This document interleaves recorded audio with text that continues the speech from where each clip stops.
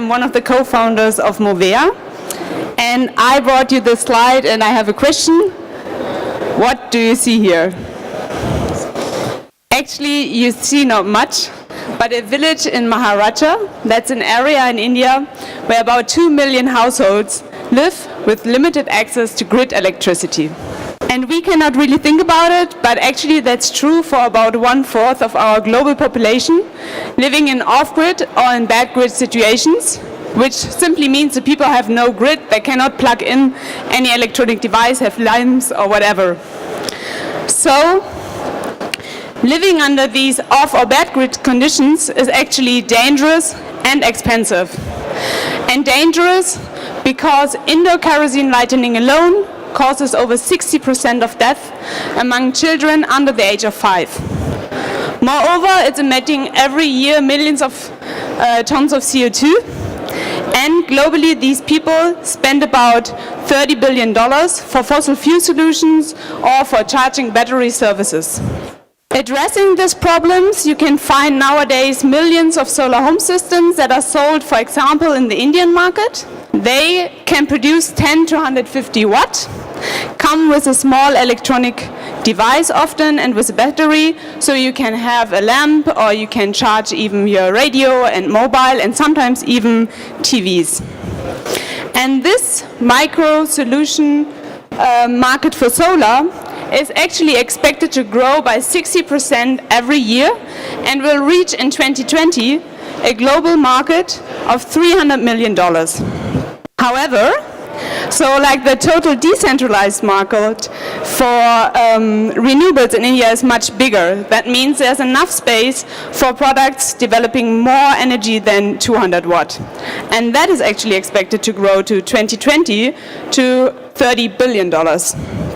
Nevertheless, solar alone is not solving the problem, as it's still not overcoming the energy shortage at night, during rainy seasons, and in times with a lot of dust in the air. And this is why wind can actually complement solar and help overcome these energy shortages. Thank you, Lara. My name is Till, and this is where Mowea comes in. We developed a modular micro wind energy system, and we know there are still some competitors on the market, but they have two big problems.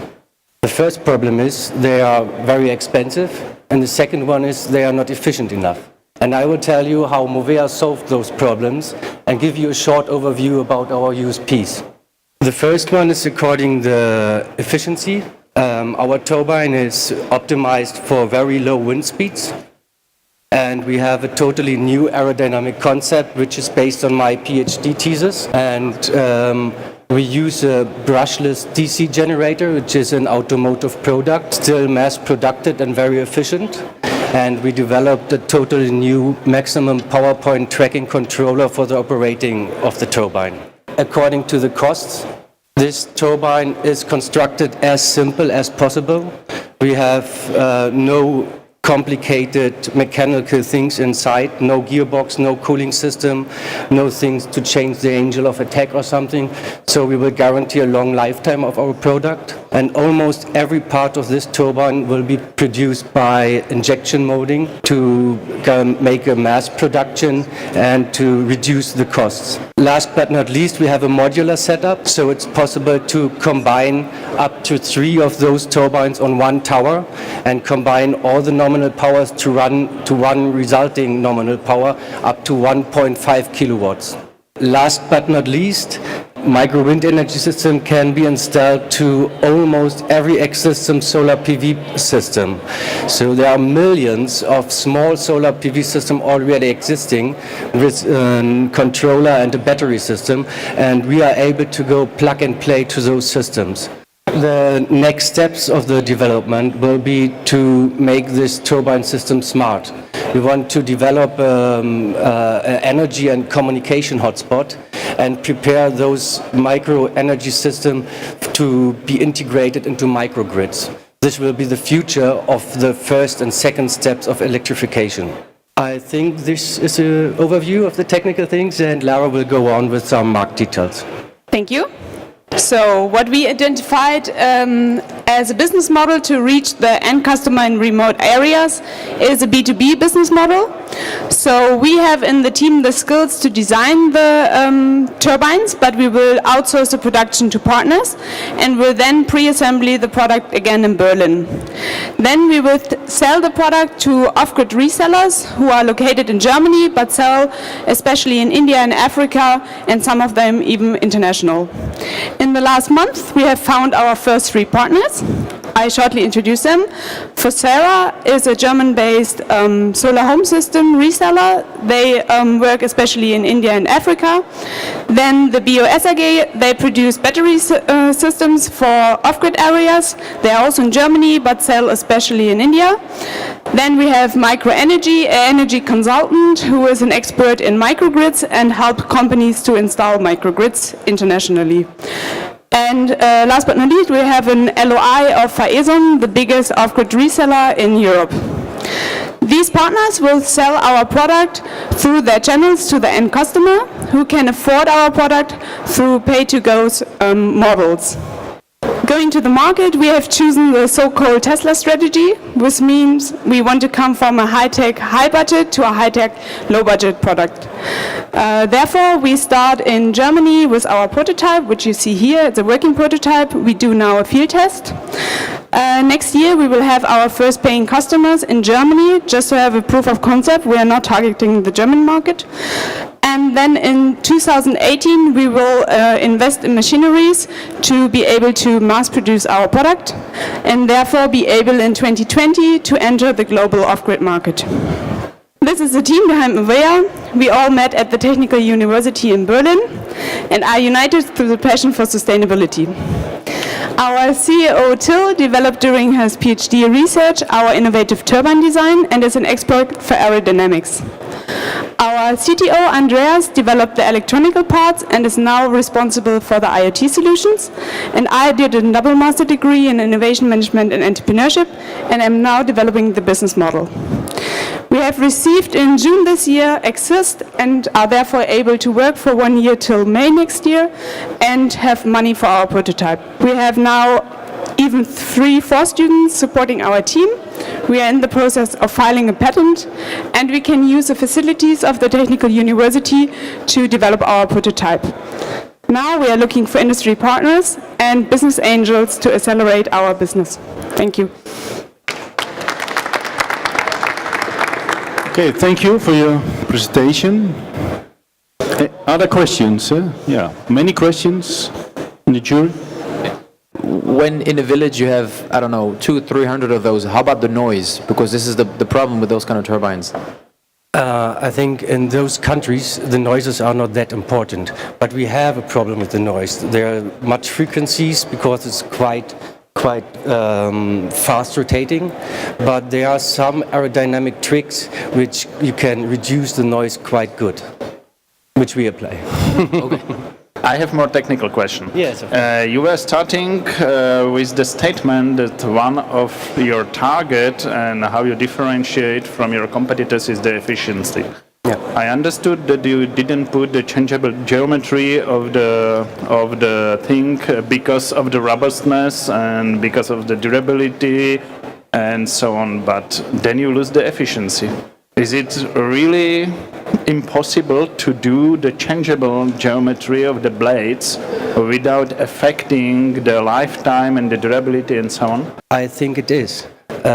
We have already some experience about the injection molding to find or to get a real exact geometry, and I did almost 5 years of research to increase the aerodynamic efficiency.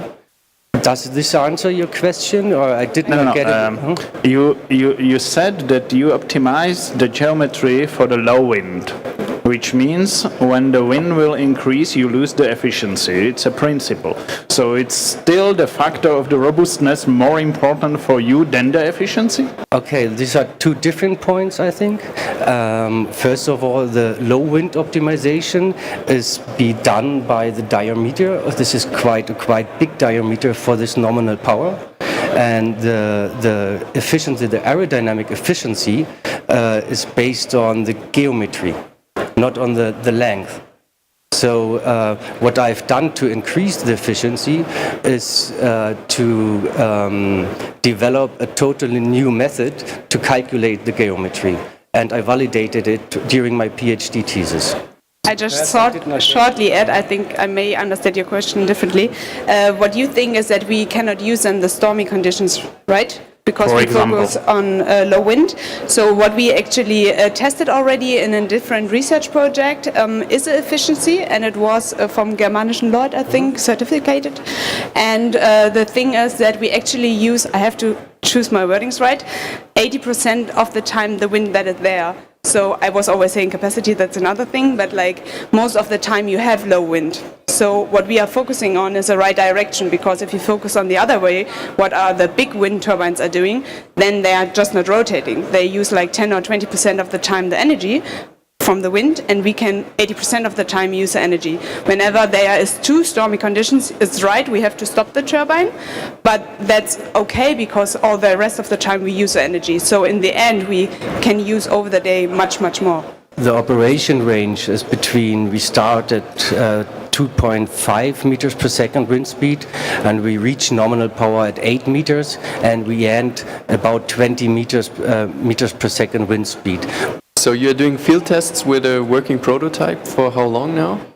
We did research projects before. We start now hopefully in December with our first field test. Okay, so you do not yet have results about operating hours, how robust the system is, and no, not you yet. start doing this in December? Yeah. Okay. Okay. Thank you. In the audience, question. I'm from India, and thank you for taking up the good cause. You're welcome. For the end user, how much will it cost? Per day, per month? Yeah, I was saying that we want to install a pay-to-go model, so that is actually used for solar systems a lot. So you can control whenever the customer is using the product. So then the person is not paying for the product, but like energy as a service. So you can either pay a monthly rent. In Africa, for example, different competitors go with €1 per day. We will have to adjust that to every market, so how much the off-grid energy is sold there, but we will orientate our price model to that. So let's say the state electricity board provides us with electricity at the rate of 2 rupees 35 paise per unit. Yeah. The grid. Against this, how much will your system cost? You compare it with a grid price. We are not targeting grid, we target off-grid. There you have to calculate with a much higher cost because you pay for kerosene, diesel generators, all that, and you have a big hassle, a time issue, and a bigger cost. So it's not exactly the same price. And in India, we were doing a workshop with Bosch and with different energy startups from India in Berlin, and with them we found out a target price for India for a 500 watt module for $500. And we know there are open source wind turbines in India by now very popular. They are around €800, so it would be a competitive price. One question for me. How many turbines do you need for a normal house? Is one enough, or I saw you can modulate it? Der Energiebedarf steigt und steigt und steigt. He was choosing the words like second and third electrification. So if you start in areas where you have no electricity at all, the first electrifications, there often people use just a solar home system which is producing 150 watt. And you can say in first place it's enough. But then they have just light, or they can charge a mobile or whatever. And you can see in research that there are like 5 layers of electrification. And if you have done the first step, it's growing dramatically. So like from the first moment you can use energy, you buy a lot of devices and you want to really scale it up. So you easily come from the first to the second layer where you need more than 500 watt. So we start with one model with 500 watt. You can have up to 3, so you have 1.5 kilowatt. And in Germany, for example, a house uses 3 kilowatt. So you can scale it up. Okay, thank you. Thank you for the presentation. No questions anymore. I'd like to introduce Mr. Lefebvre. The next